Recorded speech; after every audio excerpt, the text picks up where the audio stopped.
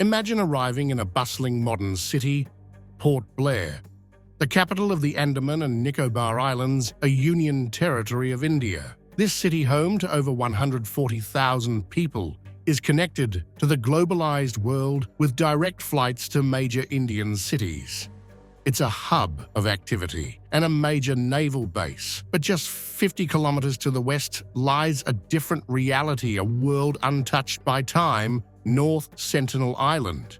Join us as we journey into the unknown and take a fascinating look at North Sentinel Island, a place where time has stood still and modern civilization is but a distant myth.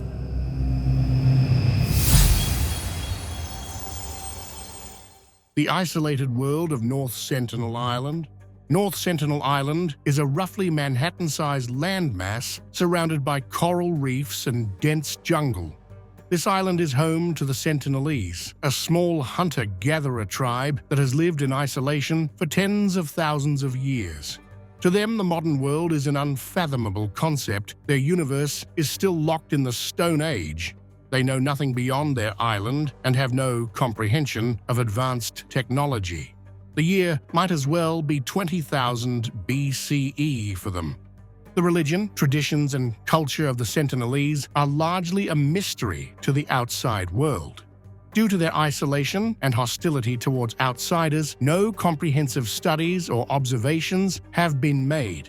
It is believed that their spiritual beliefs are closely tied to nature, as is common among many indigenous hunter-gatherer societies. They likely have rituals and practices centered around their environment, but the specifics remain unknown. The Sentinelese live a simple yet effective life, relying on hunting, fishing, and gathering for their sustenance. They use handmade tools and weapons, such as bows and arrows, crafted from the natural resources available on their island. Their dwellings are temporary structures, allowing them to move as needed to follow food sources and adapt to seasonal changes. Their isolation has preserved their way of life, keeping them free from external influences and maintaining a close-knit community. However, this isolation also makes them highly vulnerable to modern diseases. The Sentinelese have no immunity to illnesses like measles, influenza, or smallpox, which could be devastating if introduced by outsiders.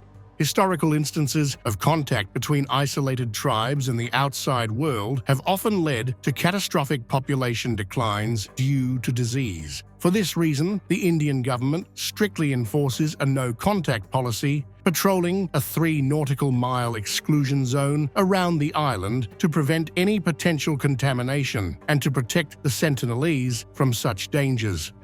The origins of isolation. The Sentinelese are believed to be direct descendants of the first wave of modern humans that left Africa for Asia around 50,000 to 75,000 years ago.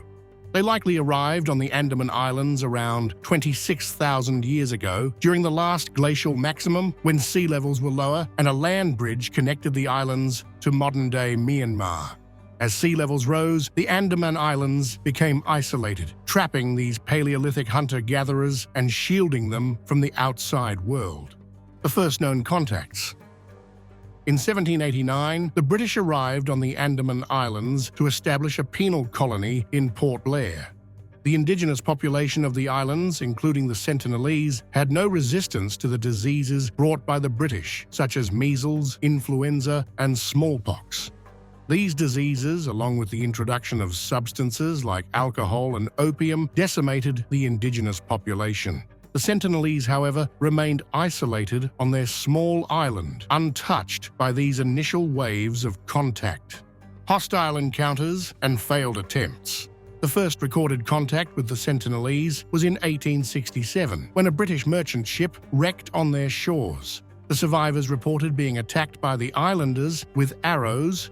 The British managed to ward them off until rescued by the Royal Navy, but this encounter set the tone for future interactions. In 1880, Maurice Vidal Portman, the British administrator of the Andaman Islands, led an expedition to North Sentinel. He kidnapped 6 Sentinelese, a couple and 4 children, bringing them back to Port Blair. The elderly couple quickly died of disease, and Portman returned the children to the island with gifts. His clumsy handling of this contact likely contributed to the tribe's lasting hostility toward outsiders. 20th century encounters and the rise of modern India. Throughout the 20th century, various attempts were made to contact the Sentinelese. In the 1970s, Indian anthropologist Trilok Nath Pandit began leaving gifts on the beaches. National Geographic also attempted contact in 1974, resulting in the director being shot with an arrow. These efforts consistently ended in aggression. In 1981, the Panamanian cargo ship Primrose ran aground on the island's reef. The crew was rescued by helicopter after spotting Sentinelese men armed with bows and arrows approaching. The ship's wreckage remains on the island, and the tribe scavenged iron from it, catapulting them into a rudimentary Iron Age. The breakthrough and the ban. Despite these setbacks, Pandit persisted. In 1991, a breakthrough occurred when a female anthropologist, Madhumala Chattopadhyay, reported that Sentinelese waded into the water to accept gifts from their boat. This was the first recorded peaceful interaction. However, by 1992, the Indian government decided to ban all visits to protect both the Sentinelese and potential visitors. The island was sealed off, effectively becoming a real-life version of Star Trek's Prime Directive. Modern tragedies. Despite the ban, encounters continued. In 2006, 2 illegal fishermen were killed by the Sentinelese. The Indian government chose not to investigate further, respecting the tribe's isolation. Then, in October 2018, John Allen Chow, a 26-year-old American missionary, flew to Port Blair with a single objective: to spread Christianity to the Sentinelese.